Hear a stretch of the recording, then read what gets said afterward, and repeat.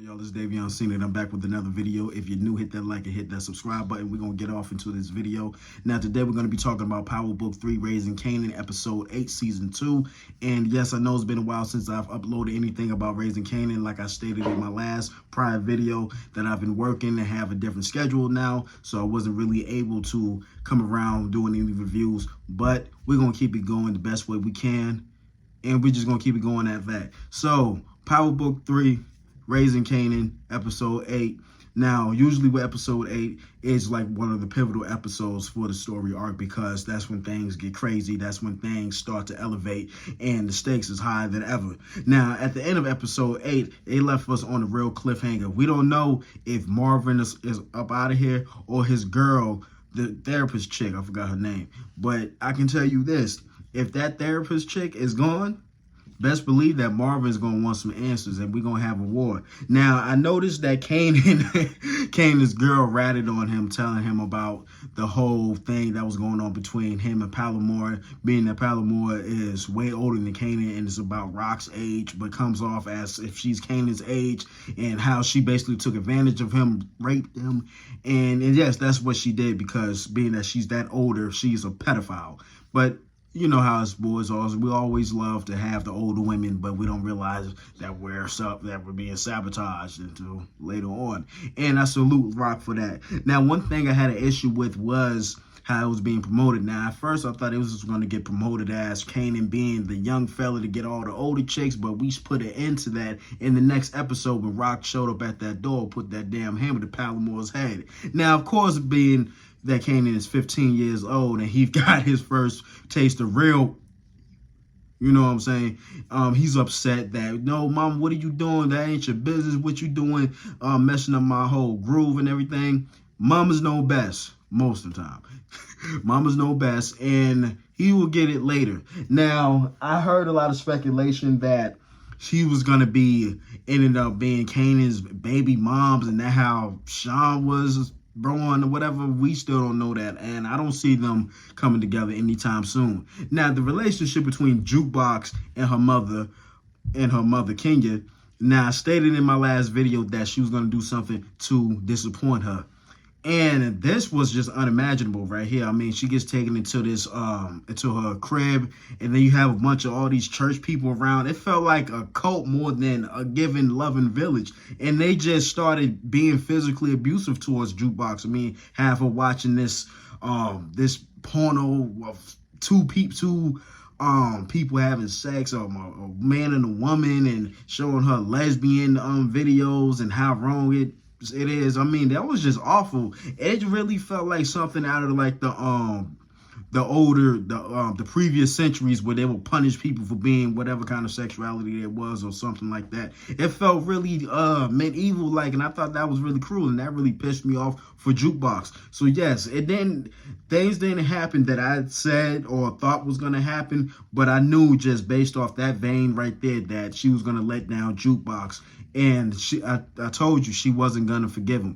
Now we fast forward with Jukebox and Marvin. Marvin hears about it, and I said that she's gonna be running back to Marvin for emotional support, and that's exactly what happened. Marvin picked her up.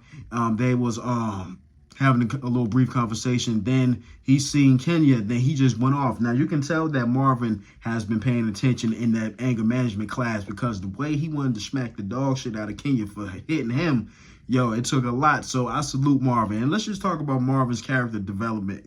We're going to talk about that in a minute. But when they had that whole interaction between him and Kenya and Jukebox let it rip. And that's the end of their relationship.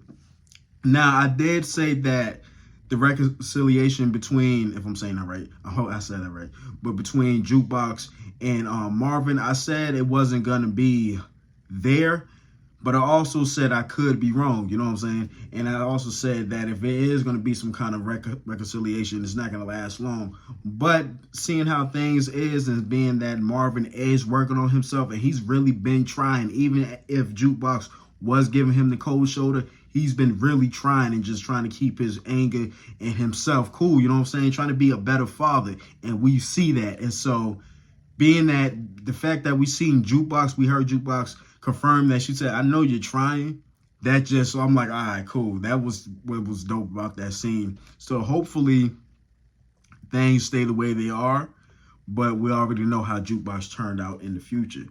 Now, the only way for Jukebox, this is my new prediction, the only way for Jukebox to reach that pivotal point in her life, I know a lot of people were saying that when she was getting abused and getting hit in the hand by the church people, that was going to be it. But it's something going to have to be a little bit more sentimental than that. And I have a feeling that when she does reconcile with her father and they rekindle a new relationship, I feel like they're going to have that relationship going. My prediction is changing.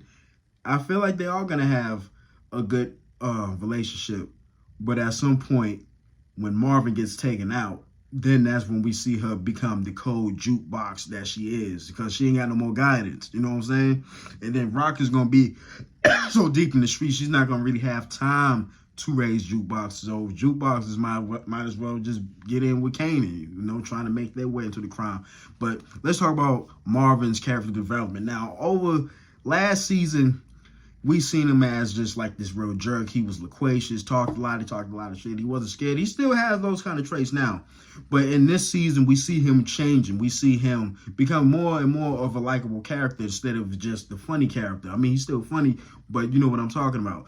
Now, throughout the season, we've seen him cultivate. We've seen him, you know, not be so angry, not be so quick to take his anger out on people over little things, you know what I'm saying? And I like that for Marvin. We're starting to see a more emotionally intelligent Marvin. And I feel like that's what's going to help the storyline, because, you know, we don't really see much character development, like strong character development in the Power universe. That's just my opinion. And what they're doing with Marvin, I definitely see that what they're trying to do, and I'm here for it.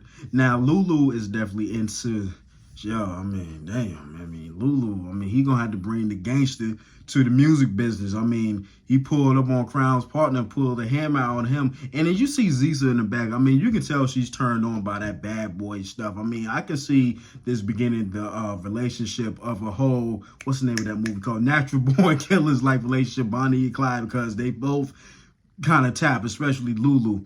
And then later on, we find out that Lulu and Zisa's song got played on the radio, multiple spins. They didn't stop. I mean, it's all because of Lulu. And then he was trying to deny her the pussy at first, but then when that song came, they wanted to celebrate. He got all up in there. You know what I'm saying? And now, one thing I want to mention is about Rock and how terrible of a mother that she is. I mean, we already know that she loves her son, blah, blah, blah. But the amount of lying that she does to Kanan, I mean, it's starting to take a toll on him. Now, we gonna all say that, oh, Kanan is mad because he lost his first piece of whatever. But that, you know, you can say that's the where he crosses the line. That's the straw that broke the camel's back and all that. But it's so much deeper than that, because of all the lies that's been told to him, and he's getting fed up. Now, when he took his stuff and moved out of Rock's house, he went to Famous' house, but he wasn't there. Now, Famous, I feel like he's going to be like that useless friend, but he's still a friend, but just useless as hell. He just gives me those kind of vibes. Kind of remind me of season 1 Marvin. You know what I'm saying? You know, never miss an opportunity to mess up. But then he goes off to Mr. Detective Howard's house. And here's my prediction with that. I have a prediction that Kane is going to spill the beans of what Rock's been doing. Not the criminal stuff, but just, how can I say this? It so happens to be criminal, but it's lies. You know, it's the fact that it's lies. And he's going to case all that up. And then I wouldn't be surprised if he came to Rock, if he came to Rock, push this back a little bit. Yeah, came to Rock and tried to put a stop between their whole relationship, because it's going to get to that point, and then it's going to get to a point where Rock is going to really want to take out Howard. Now, with Marvin going through what he's going through with Jukebox, he has bigger fish to fry. Now, with the whole Italians, when he hired Sal's son to partake in the hit, and he ends up getting killed by I don't know the Italian dude's name, but I'm gonna call him Dunce. And if you know what dunce means, you know who I'm talking about, because that nigga is a dunce. And I don't mean to call him nigga because he be calling us nigga. But anyway, Dunce shot Sal's son by accident and ended up killing him. So at first they figure out, who's the one who's behind the hits? No, he comes clean, but then they end up executing him after. And I'm glad, because the use of the N-word from that dude, I mean, the hatred for black people, man. I mean, like, come on, man. I'm glad he's up out of here. But now Marvin got bigger fish to fry, because you took someone of mine, my son, to go on basically like a dummy mission. He ends up getting killed. It's gonna have to be, we gotta exchange this shit in blood, man. I gotta get this back in blood. So we go off to the next scene. Not necessarily the next scene, but you know what I mean. The next scene, and Rock and Sal having a conversation. And, you know, I respect that he's trying to be fair to Rock and saying that you got to give up Marvin. He got to go. I could say give up your son, but I'm going to be a little fair because he's just a kid. But Rock stood tall. She said, nah, we ain't having none of that. None of that at all. Now, I don't know how she's going to be able to pull this off as far as going to war with the Italians, but this is going to be something that's going to get real intense in the next season. Now, you got Unique. He's basically being neutral and everything. If the Italians and Rock's crew go to war, where does Unique stand? Because right now he doesn't have a crew.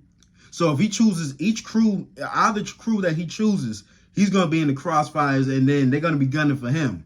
So he needs to pick a side in order to stay in the clear and stay neutral. You either with Rock's side or you with Sal's side, because you can't have you don't have enough resources to come up with a crew of your own, at least not now. So this is going to get crazy in the next two episodes, episode 9 and 10 in season 3. I mean, this is going to get, it's going to get real, you know, and then expect Kanan to get caught up in it. And then here's my prediction.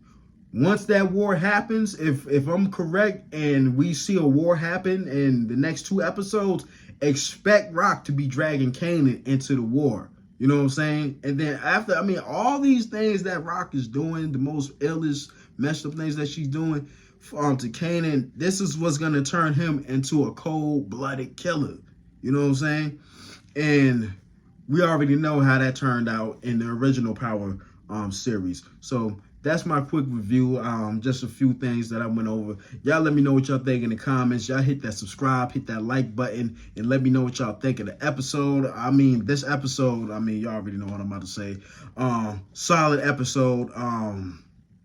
I do feel like they procrastinated a little bit to raise Kanan a little bit, but it's all about character development and plot development. But anyway, hit that like, hit that subscribe button, man. I'm up out of here, y'all. Y'all be easy.